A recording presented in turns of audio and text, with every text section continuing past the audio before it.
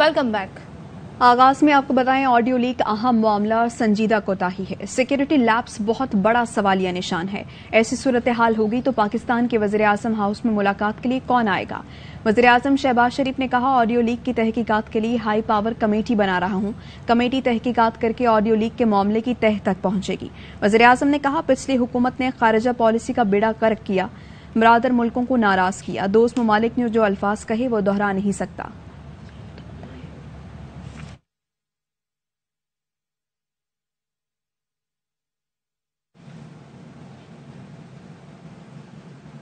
शहबाज शरीफ ने audio leaks में गुफ्तगू की तस्दीक कर दी। फवाद चौधरी की जानिब से ट्वीट किया गया है। कहते हैं, पीटीआई रहनुमा ने कहा अपने ट्वीट में कि ऑडियो लीक्स की अब मजीद तहकीकात की जरूरत नहीं रहती।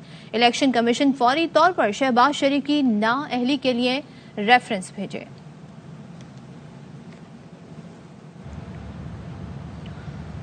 बिल्ले को दूध की रखवाली पर बिठा दिया। इमरान खान का इसहाक डार की वापसी पर रद्द-ए-अमल। कहा, 5 साल से मफरूर शख्स अब खजाना चलाएगा। इमरान खान का पेशावर में तकरीबात से खिताब। कहा, ये लोग अवाम की खिदमत करने नहीं आए, मजीद ऑडियो लीक्स में बेनकाब होंगे। जब तक मैं जिंदा हूं इनका मुकाबला करूंगा।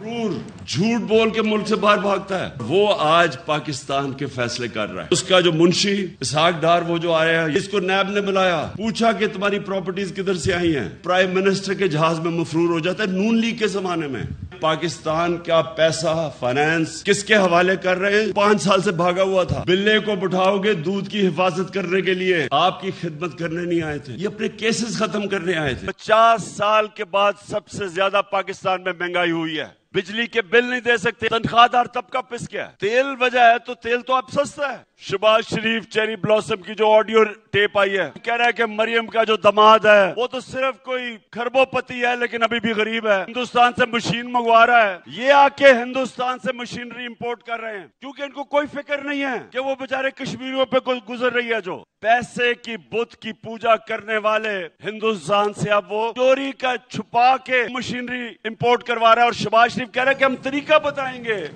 इसहाक डार ने अपोजिशन के शदीद एहतजाज और नारेबाजी के दौरान हलफ उठा लिया। इसहाक डार ने मुंतखब होने के तकरीबन 4.5 साल बाद हलफ उठाया तो अपोजिशन की जानिब से सेनेट में एहतजाज किया गया। अपोजिशन ने चेयरमैन डाइस का घेराव किया और शदीद नारेबाजी की। फ्लैग कार्ड्स उठाए अपोजिशन सेनेटर्स ने एजेंडे की कॉपियां फाड़कर इसहाक डार पर उछाल दी। हलफ के बाद अपोजिशन अरकान इसहाक डार की जानिब बढ़े तो सार्जेंट एट आर्म्स ने डार को हिसार में ले लिया। तशरीफ रखें सर। इसहाक डार साहब तशरीफ लाएं ओथ के लिए। अपनी निशिस्त पे तशरीफ रखें प्लीज। अपनी निशिस्त पे तशरीफ रखें। बिस्मिल्लाहिर्रहमानिर्रहीम। मैं मोहम्मद इसहाक डार अजमेरी इस्लामी जमहूरियत पाकिस्तान के आइन को बरकरार रखूंगा और उसका दिफा और तहफ़्फ़ुज़ करूंगा। आमीन। झगड़ा ना करें प्लीज। डॉक्टर साहब अपनी निशिस्तों पे चले प्लीज। पीर क्या सादा है, बीमार हुए जिसके सबब उसी अत्तार के लड़के से दुआ लेते हैं। अभी दुल्हा बने नहीं और खुद ही सेहरा बांध लिया। इसहाक डार ने पाकिस्तान पहुंचते ही डॉलर सस्ता होने का क्रेडिट ले लिया। पार्लियामेंट आमद पर बोले, कल रात पहुंचा हूं तो 9 से 10 रुपए डॉलर कम हो गया, जिससे 24 घंटे में कर्ज में 1350 अरब रुपए की कमी आ चुकी है। रुपए की गिरावट को भी मसनूई करार दे दिया। रुपए की जो कदर आर्टिफिशियल गिरी हुई है, कल रात पहुंचे हैं तो अभी तक करीबन 9-10 रुपए का फर्क पड़ गया। इसका मतलब आपके 1350 अरब तो पाकिस्तान कौम के कर्जे कम हो गए। तालियां बजाओ, तालियां। 24 घंटे से कम अरसे में पाकिस्तान के कर्जे जो है रुपए की कदर बेहतर होने की वजह से 1350 अरब उसमें कमी आ चुकी है। पीटीआई रहनुमा अली जैदी कहते हैं, इसहाक डार की तमाम छुपी जायदाद का इल्म है, बहादुर है तो मुझे कोर्ट ले जाए। मुशीर इत्तलात पंजाब उमर सरफराज चीमा ने कहा, मनी लॉन्ड्रिंग के 150 से ज्यादा मुकदमात में मतलूब शख्स को दोबारा खजाने की चाबी पकड़ाना नेशनल सिक्योरिटी का मामला है।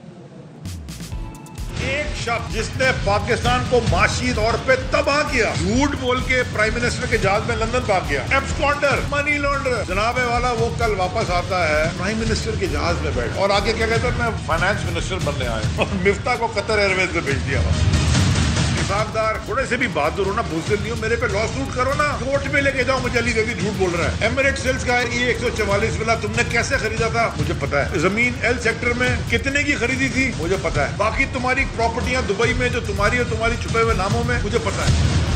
تو منی لانڈرنگ کے اندر 150 سے زائد مقدمات میں مطلوب تھا، اس شخص کو لا کے دوبارہ ملکی خزانے کی چابی جس اس کے ہاتھ میں پکڑائی جا رہی ہے۔ نیشنل سیکیورٹی کا ایک اہم معاملہ ہے، سیاسی عدم استحکام کے خاتمے تک طور پہ بھی معیشت میں بہتری نہیں آ سکتی۔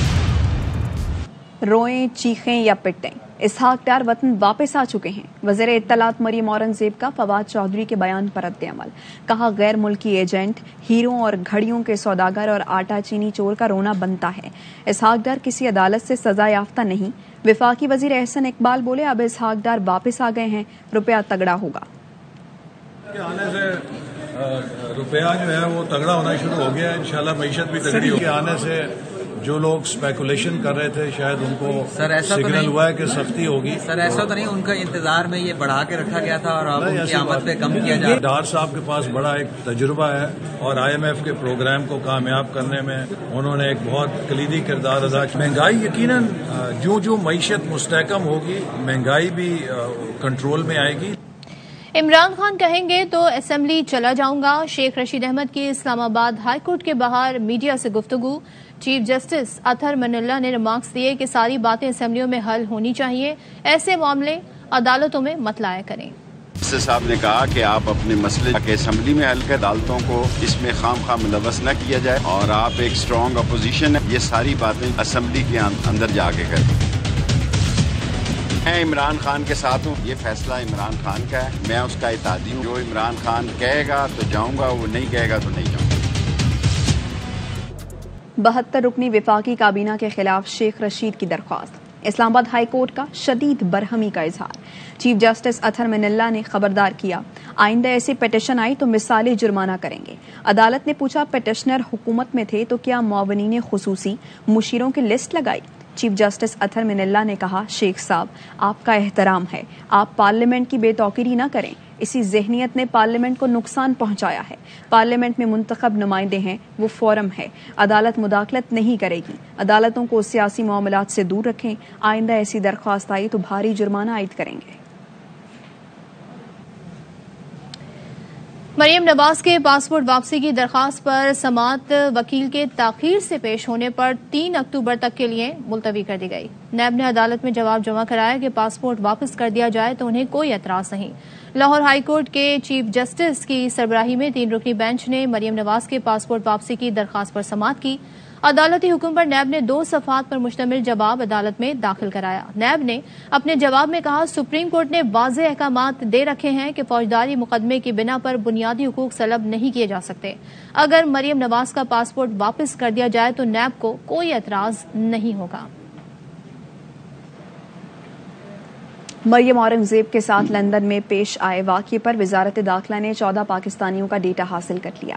وزارت داخلہ نے ان افراد کے پاکستان سے جاری کریکٹر سرٹیفکیٹ منسوخ کرنے کا فیصلہ کیا ہے۔ نائکوپ اور پاسپورٹ منسوخ کرنے پر بھی غور کیا جا رہا ہے۔ وزیر اعظم کے معاون خصوصی عطا تارڑ کا کہنا ہے برطانوی حکومت سے بھی رابطہ کیا جائے گا، ان لوگوں کے لیے وہاں رہنا مشکل بنا دیں گے۔